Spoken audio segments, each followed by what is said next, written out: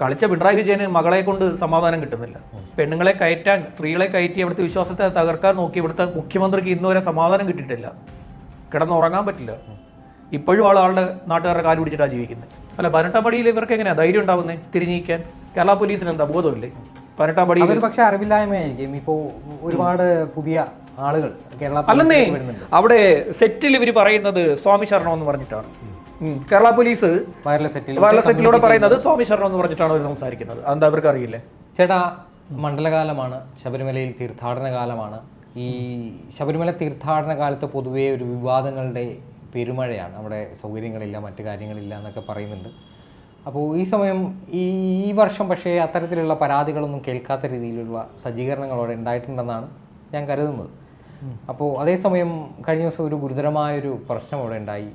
ഈ ശബരിമല 18-ാം പടിയിൽ അല്ലെങ്കിൽ ശബരിമല സന്നിധാനത്ത് ഡ്യൂട്ടി ചെയ്യുന്ന പോലീസുകാർ 18-ാം പടിക്ക് താഴെ അല്ലെങ്കിൽ ആ ഒരു പരിസരത്ത് നിന്നിട്ട് പുറംതിരിഞ്ഞ് നിന്ന് ഫോട്ടോ എടുത്തു. അത് വലിയ വിവാദമായി. അതുമായി ബന്ധപ്പെട്ട വകുപ്പിൽ നിന്ന് തന്നെ തുടർ നടപടികളുണ്ടായി. 18-ാം പടിയിൽ തിരിച്ചിറങ്ങാൻ പാടില്ലെന്നാണ്. 18-ാം പടിയിൽ ഒരു കാരണവശാലും തിരിച്ചിറങ്ങാൻ പാടില്ല. 18 പടി എന്ന് പറഞ്ഞു കഴിഞ്ഞാൽ 18 പടി എന്ന് പറയുന്നത് 18 വിശ്വാസമാണ്, 18 കഥയാണത്. അതിലൊരു കാരണവശാലും തിരിച്ചിറങ്ങാറില്ല. അതായത് കയറാൻ മാത്രം ആണ് 18-ാം പടി കയറുകയുള്ളൂ, തിരിച്ചിറങ്ങാൻ പാടില്ല. അത് ഭക്തിയോടെ തൊട്ടുതൊക്കെയാണ് അയ്യപ്പന്മാർ കയറിപ്പോകുന്നത്. ഞാൻ അവിടെ കയറുന്ന സമയത്ത്, അതായത് ഡ്യൂട്ടി ചെയ്യുന്ന സമയത്ത്, ഞാൻ ഇരുമുടിയുള്ളപ്പോൾ മാത്രമേ ഈ 18 പടി കയറത്തുള്ളൂ. അല്ലെ സ്റ്റാഫ് റോഡ് ഉണ്ടല്ലോ പുറകിൽ സൈഡിൽ കൂടെ, അതുവഴി കയറി പോകത്തുള്ളൂ. 18 പടി ഞാൻ കയറാൻ നിൽക്കില്ല. ഇരുമുടി ഇല്ലാതെ കയറാൻ പാടില്ല, കയറാൻ പറ്റില്ല, കയറാൻ പാടില്ല. അത് ഇവർ പോലീസുകാർ ഇത്രയും പേര്, ഇത്രയധികം 10-30 പോലീസുകാരാണ് തിരിഞ്ഞ് നിന്ന് ഫോട്ടോ എടുത്തത്. 18 പടി എന്താ നിങ്ങൾക്ക് ഫോട്ടോ എടുക്കാനുള്ള സ്ഥലമാണോ? 18-ാം പടി എന്ന് പറഞ്ഞാൽ നിങ്ങൾക്ക് ഫോട്ടോ എടുക്കാനുള്ള സ്ഥലമല്ല. നിങ്ങളിനി ആരാ ആയിക്കോട്ടെ, ഏതോ ആളോ ആയിക്കോട്ടെ, അവിടുത്തെ തന്ത്രി തിരിഞ്ഞ് നിൽക്കില്ല. എങ്ങനെ അവിടെ നിന്ന് കയറി വരുന്നത്? അതായത് ശുദ്ധികലശം ചെയ്തിട്ടാണ് അവിടെ കയറിപ്പോകുന്നത്. എല്ലാ മണ്ഡലകാലത്തും അവിടെ ശുദ്ധികലശം നടക്കാറുണ്ട്. എല്ലാ ഇതിലും അവിടെ ശുദ്ധികലശം നടത്തി അവർ മേലിലോട്ടേ പോകത്തുള്ളൂ, താഴോട്ട് ഇറങ്ങില്ല. ഇപ്പം ഞാനവിടെ ജോലി ചെയ്യുന്ന സമയത്ത് എൻ്റെ താഴെ അഭിഷേകം ചെയ്ത വാർത്തയാണല്ലോ. അഭിഷേകം ചെയ്ത വാർത്ത ഒരുപാട് പേര് കണ്ടതാണ്. നമ്മുടെ ആല്, അതിൻ്റെ തൊട്ട് താഴെ ഒരു ആഴിയുണ്ട്. ആഴി എപ്പോഴും ഇങ്ങനെ തീ പിടിച്ചുകൊണ്ടേയിരിക്കും, എപ്പോഴും കത്തിക്കൊണ്ടേയിരിക്കും.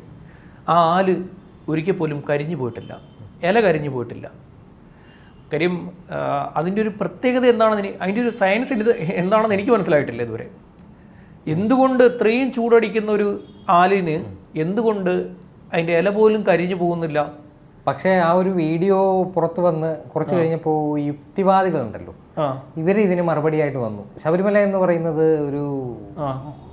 ഒരു കുന്നിൻ്റെ മുകളിലാണ് അയ്യപ്പ ക്ഷേത്രം സ്ഥിതി ചെയ്യുന്നത്. ഇവിടെ സദാ വീശിയടിക്കുന്ന ഒരു ശീതക്കാറ്റുണ്ട്.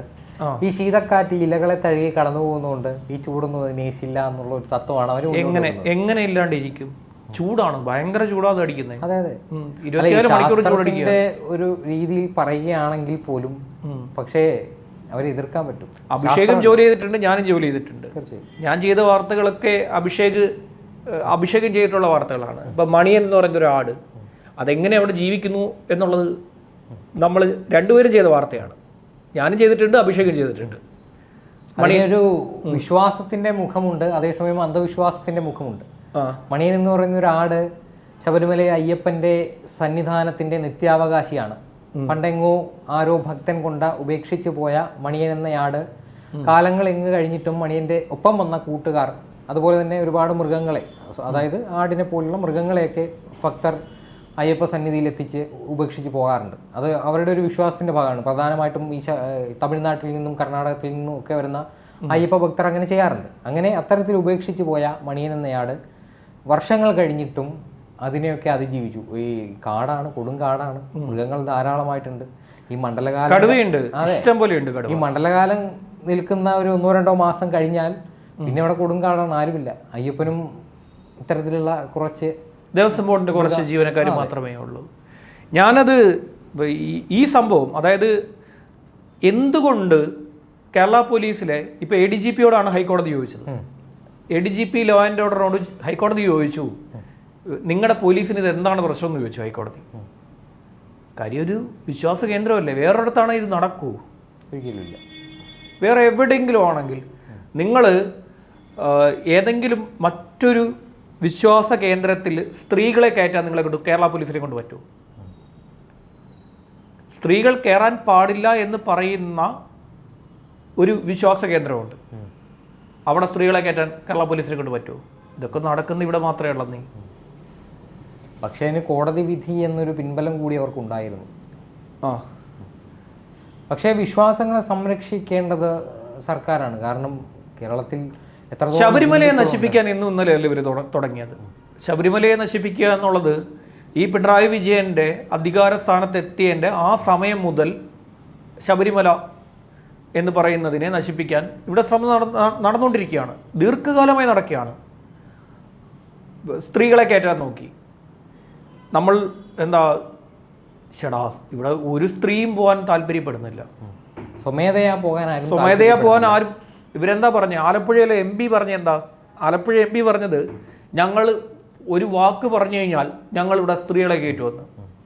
വാശിപ്പുറത്ത് പോകുന്ന സ്ത്രീകളാണ്, ഫേമസ് ആവാൻ വേണ്ടി ഒരു ഫെയിം കിട്ടണമെന്ന് ആഗ്രഹമുള്ള, താനെന്തോ വലിയ സംഭവമാണെന്നൊക്കെ കരുതുന്ന.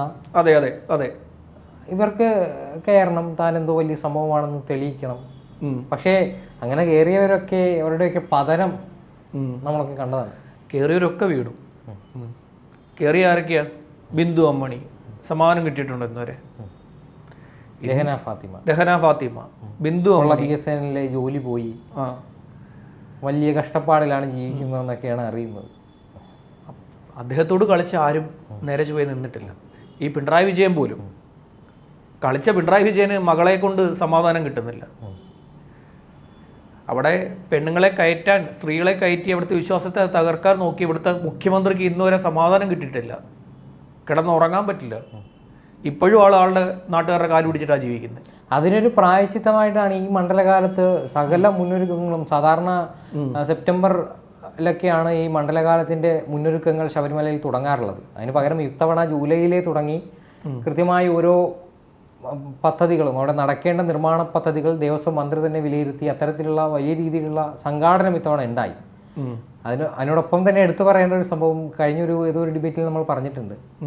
ഈ ദേവസ്വം മന്ത്രി കെ രാധാകൃഷ്ണൻ, അദ്ദേഹം വലിയ ജനപ്രീതിയുള്ള ദേവസ്വം മന്ത്രിയായിരുന്നു. CPM-ന്റെ ഏറ്റവും ജനകീയമായ മുഖങ്ങളിൽ ഒരാളാണ്. വിശ്വാസമില്ലാത്ത ഒരാളെ ദേവസ്വം മന്ത്രിയായി അവരോധിച്ച സർക്കാരിൻ്റെ നടപടിക്ക് അയ്യപ്പൻ കൊടുത്ത ശിക്ഷ. കെ രാധാകൃഷ്ണൻ സ്ഥാനമൊഴിഞ്ഞു, ഡൽഹിക്ക് വണ്ടി കയറി. ദേവസ്വം മന്ത്രിയെ അയ്യപ്പൻ ഡൽഹിക്ക് തട്ടി. അല്ല, ഇതിനകത്ത് അതൊരു വലിയ, ഞാനൊരു ക്ഷേത്രത്തിലൊന്നും അങ്ങനെ പോകുന്ന ഒരാളല്ല. ഞാനങ്ങനെ പോകാറില്ല ക്ഷേത്രങ്ങളിലൊന്നും. വിശ്വാസമുള്ള ഒരാളോ, ഞാൻ എൻ്റെ കുഞ്ഞുനാൾ മുതലേ എന്താ നമ്മുടെ ഒരു വളർച്ചയുണ്ടല്ലോ. കാര്യം നമ്മൾ വളർന്ന ഒരു സാഹചര്യം വിശ്വാസമോ കാര്യങ്ങളോ ഒന്നും ഉണ്ടായിട്ടല്ല വളർന്നത്. പക്ഷേ ഞാനവിടെ പോയി, അവിടെ ചെന്നു, അതിനുശേഷം അവിടെ എനിക്കുണ്ടായിട്ടുള്ള ഒരു മാറ്റം, ഞാനവിടെ അവിടെ ചെന്നപ്പോൾ എനിക്കുണ്ടായൊരു മാറ്റം, അതിനെ ഞാൻ എപ്പോഴും വിലയോടുകൂടിയാണ് കാണുന്നത്. ഭയങ്കര വിലയോടുകൂടിയാണ് കാണുന്നത്. വലിയൊരു മനസ്സമാധാനം കിട്ടുന്നൊരു വലിയൊരു സ്ഥലമാണ്. എൻ്റെ ലൈഫിൽ ഞാൻ ഒരുപാട് പരാജയങ്ങൾ നേരിട്ട ഒരാളാണ്. ഒരുപാട് തോൽവികൾ ലൈഫിലുണ്ടായിട്ടുണ്ട്. അപ്പോൾ അവിടെ ചെന്നപ്പോൾ ഒരു വലിയൊരു ചേഞ്ച് എനിക്കുണ്ടായി. അവിടെ അങ്ങനെയാണ്, അവിടെ ഇങ്ങനെ പെരുമാറണം, ഇങ്ങനെയാണ് അവിടെ ചെയ്യേണ്ടത്. അച്ചടക്കം ഉണ്ടാവുന്ന മാത്രമല്ല, ഞാനങ്ങനെ ചന്ദനക്കുറി ഒന്നും ഇടുന്ന ആളല്ല, ഞാൻ ഇടാറില്ല അങ്ങനെ. അവിടെ ചെന്ന ശേഷമാണ് ഇതൊക്കെ ഇട്ടു തുടങ്ങിയത്. അവിടെ ചെന്ന ശേഷം വലിയ മാറ്റം ഉണ്ടായി. അവിടെയാണ് ഇപ്പം എന്നെപ്പോലെ അവിശ്വാസിയായിട്ടുള്ള ഒരാൾ പോലും അവിടെ പോയി പരിവർത്തനം സംഭവിച്ചു. ഇവർക്ക് എന്താ, കേരള പോലീസിന് എന്താ ബോധമില്ലേ? 18-ാം പടി പക്ഷെ അറിവില്ലായ്മയായിരിക്കും. ഇപ്പോൾ ഒരുപാട് പുതിയ ആളുകൾ കേരള അല്ലെന്നേ, അവിടെ സെറ്റിൽ ഇവർ പറയുന്നത് സ്വാമി ശരണം എന്ന് പറഞ്ഞിട്ടാണ്. കേരള പോലീസ് വയർലെസ് സെറ്റിലൂടെ പറയുന്നത് സ്വാമി ശരണം എന്ന് പറഞ്ഞിട്ടാണ് അവർ സംസാരിക്കുന്നത്. അതെന്താ അവർക്ക് അറിയില്ലേ? അല്ല ചേട്ടാ, ഇപ്പോൾ പുതുതായിട്ട് പോലീസിലേക്ക് എത്തിയ ആളുകൾ പല പല സ്ഥലങ്ങളിൽ നിന്ന് വരുന്നവരാണ്. അവർക്കൊരു പക്ഷേ ഈ സന്നിധാനത്തെ ഒരു ചിത്രം ഇവർക്ക് അറിയാന്നേ, അവർക്കൊക്കെ അറിയാം. എല്ലാവർക്കും അറിയാമെന്ന് പറയാൻ പറ്റില്ല, അവർക്കറിയാവുന്നതാണ്. പക്ഷെ ഇതൊരു വലിയൊരു വിവാദത്തിലേക്ക് പോകുമെന്ന് ഇവരാരും കരുതി കാണില്ല. അതാണ് സംഭവം. അല്ല, 18-ാം പടിയിൽ ഇവർക്ക് എങ്ങനെയാ ധൈര്യം ഉണ്ടാവുന്നേ തിരിഞ്ഞിരിക്കാൻ? ഇവര് തന്നെയല്ലേ പിടിച്ച് കയറ്റിവിടുന്നത്? സംഭവം തന്നെയാണ് അഭിഷേക്. അത് എങ്ങനെയാ പിടിച്ച് കയറ്റിവിടുന്നതെന്ന് അറിയോ? അവിടെ വരുന്ന ഓരോരുത്തരെയും കൈ പിടിച്ച് ബോളിലോട്ട് കയറ്റിവിടുന്ന കേരള പോലീസാണ്. 18 പടിയിൽ ഇവർ നിൽപ്പുണ്ട്. ഇവർ നിന്നിട്ടാണ് പിടിച്ച് കയറ്റിവിടുന്നത് മുകളിലോട്ട്. അവർക്ക് എന്താ അറിയില്ലേ തിരിഞ്ഞിരിക്കാൻ പാടില്ലെന്ന്? അതെന്താ ഒരു വിശ്വാസത്തെ മാത്രം ഇവർ എതിർക്കുന്നത്? തീർച്ചയായും അവരാണല്ലോ പിടിച്ച് കയറ്റിവിടുന്നത്. ഞാൻ അവിടെ കാണുന്നതാണ്. അവിടെ ഫ്ലൈ ഓവറിൻ്റെ താഴെയാണ് ഇവർ കിടക്കുന്നത്. 3 മണിക്കൂർ കൂടുമ്പോഴാണ് ഇവരുടെ ചേഞ്ച്. ഓരോ 3 മണിക്കൂറിലും പോലീസുകാർ മാറും, അടുത്ത ആൾക്കാർ ഷിഫ്റ്റിൽ വരും. ഇവരാണ് പിടിച്ച് കയറ്റി വിടുന്നത്. എന്തുകൊണ്ട് പിടിച്ച് കയറ്റി വിടുന്നു? 18-ാം പടിയിൽ താഴോട്ടിറങ്ങാൻ പാടില്ല, തിരിച്ചിറങ്ങാൻ പാടില്ല. കേരള പോലീസിനെ അറിയില്ലേ? കേരള പോലീസിനെ അറിയുന്ന കാര്യമാണ്, അവർ ചെയ്യാത്തയാണ്. ഇവിടെയൊക്കെ ചോദ്യം ചെയ്യപ്പെട്ടില്ലെങ്കിലുണ്ടല്ലോ, നമ്മളിപ്പോൾ ചോദ്യം ചെയ്തില്ലെങ്കിൽ നാളെ ഇവർ നമ്മുടെ നെഞ്ചത്ത് കയറും. ഇന്ന് നമ്മൾ ചോദ്യം ചെയ്തില്ല, നമ്മൾ ഇന്ന് ഇവരെന്തുകൊണ്ട് ഇത് ചെയ്തു എന്ന് ചോദിച്ചില്ല എന്നുണ്ടെങ്കിൽ നാളെ ഇവർ നമ്മുടെ നെഞ്ചത്ത് കയറും. ഞാൻ എന്തുകൊണ്ട് മാറി? എന്നെപ്പോലെ ഒരുപാട് പേരുണ്ട് ഈ കാര്യങ്ങളെ റിയാലിറ്റി മനസ്സിലാക്കി വന്നവർ, യാഥാർത്ഥ്യത്തെ മനസ്സിലാക്കിയ ഒരുപാട് പേരുണ്ട്. നമ്മളെപ്പോലെ എന്നെപ്പോലെ കുറേ ആളുകൾക്ക് ഇവിടെ നടക്കുന്ന ചൂഷണം മനസ്സിലാക്കി കഴിഞ്ഞു. ഇനിയും ഒരുപാട് പേരുണ്ട് മനസ്സിലാക്കാൻ. അവർക്ക് സമയമെടുക്കും. സമയമെടുത്താലും കുഴപ്പമില്ല, മനസ്സിലാവും. എന്തെങ്കിലും ഒരു ദിവസം രാവിലെ ഒരുത്തൻ വന്ന് നിന്ന് അവലും മലരും കുന്തിരിക്കോന്ന് വീട്ടിൻ്റെ ഫ്രണ്ടിൽ നിന്ന് മുദ്രാവാക്യം വിളിക്കുമ്പോൾ ബാക്കിയുള്ളവർക്ക് ബോധ്യപ്പെടും. എനിക്ക് ബോധ്യപ്പെട്ടു, ബാക്കിയുള്ളവർക്കും ബോധ്യപ്പെടും. സമയമെടുക്കും. അപ്പോൾ എന്തായാലും ഈ പഴുതടച്ചുള്ള ഒരു തീർത്ഥാടന കാലം ഉറപ്പുവരുത്തേണ്ടത് സംസ്ഥാന സർക്കാർ തന്നെയാണ്. അതേസമയം ശബരിമലയിൽ ഇത്തരത്തിൽ പോലീസുകാരുടെ ഭാഗത്തു നിന്നുണ്ടായ ഒരു നടപടി ദൗർഭാഗ്യകരമാണ്. തരത്തിൽ സംഭവിക്കാൻ പാടില്ലാത്തതാണ്. അത് അറിവില്ലായ്മ കൊണ്ട് സംഭവിച്ചതാണെങ്കിൽ അത് തിരുത്തി മുൻപോട്ട് പോകണം. മണ്ഡലകാലം തീരുന്നില്ല, തുടങ്ങിയതേ ഉള്ളൂ. അപ്പോൾ അതുവരെ തീർത്ഥാടകർക്ക് വേണ്ട സൗകര്യങ്ങളൊക്കെ ഒരുക്കി കൊടുക്കേണ്ടത് കേരള പോലീസാണ്. അപ്പോൾ അതുമായി ബന്ധപ്പെട്ട് വിവാദങ്ങൾ ഒഴിഞ്ഞു നിൽക്കുന്ന ഒരു സന്നിധാനം ഉണ്ടാവട്ടെ എന്ന് മാത്രം പറയട്ടെ.